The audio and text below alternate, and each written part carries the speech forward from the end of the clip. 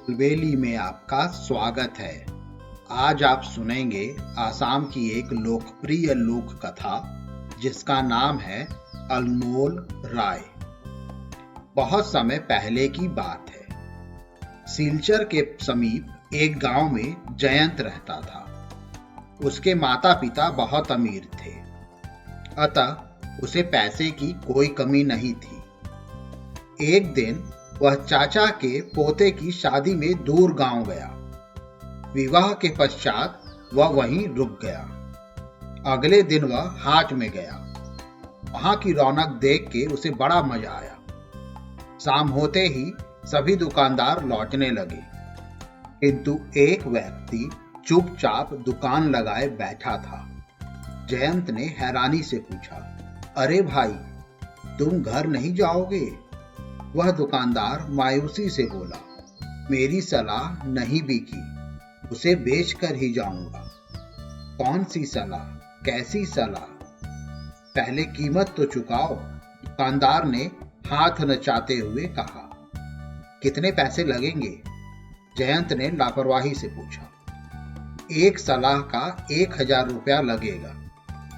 मेरे पास तो 2000 है, दुकानदार ने व्यक्त भाव से कहा। उसकी बात सुनकर जयंत को हंसी आ गई। भला सलाह भी खरीदी जाती है? परंतु जाने अनजाने जयंत के मन में क्या आया, उसने 2000 रुपए गिनकर उसके सामने रख दिए।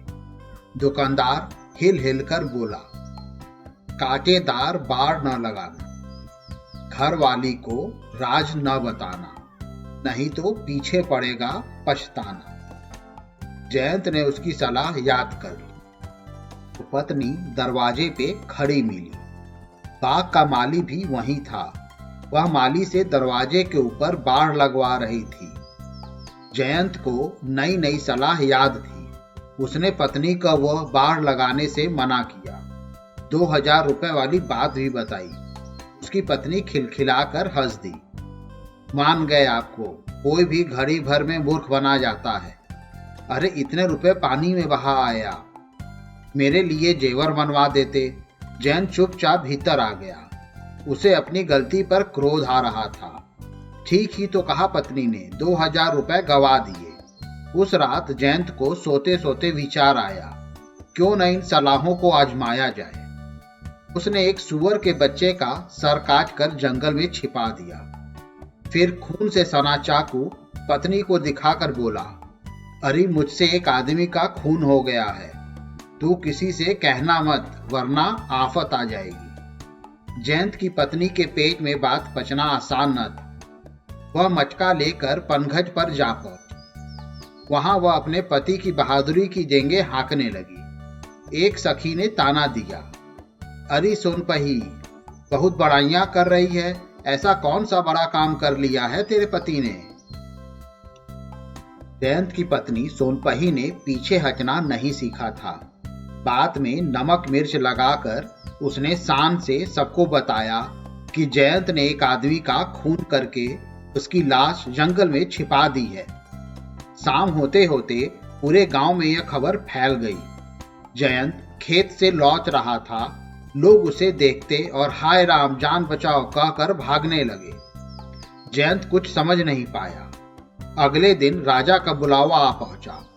हड़बड़ाहट में जयंत घर से निकला। दरवाजे की कटीली बाढ़ में उसकी सिर की पगड़ी गिर गई। जयंत उसे बिना पहने ही चल दिया। राजा के दरबार में नंगे सिर जाने की सख्त मनाही थी। जयंत को देखकर राजा गुस्से से भर उठा।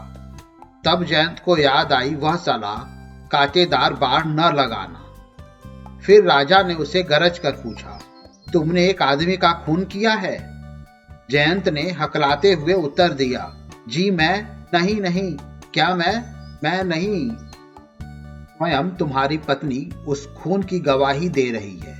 जयंत के कानों में गूंजने लगा, घर वाली को राज न बताना, नहीं तो पीछे पड़ेगा पछताना। वह खिलखिलाकर हंस दिया। उसने धीरे धीरे राजा को समझाया कि किस तरह उसने सलाह की परीक्षा लेनी चाहिए। राजा से आज्ञा लेकर वह जंगल में से सूअर का कटा हुआ सिर ले आया।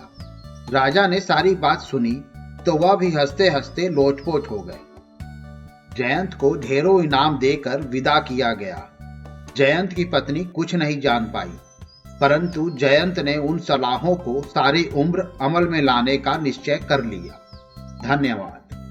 मुझे उम्मीद है आपको ये कहानी पसंद आई होगी। ऐसी ही और कहानी सुनने के लिए हमारे चैनल को लाइक और सब्सक्राइब करें। इस कहानी को ज़्यादा से ज़्यादा शेयर करें। जल्द ही मिलते हैं एक और नई कहानी या किस्से के साथ। तब तक के लिए धन्यवाद।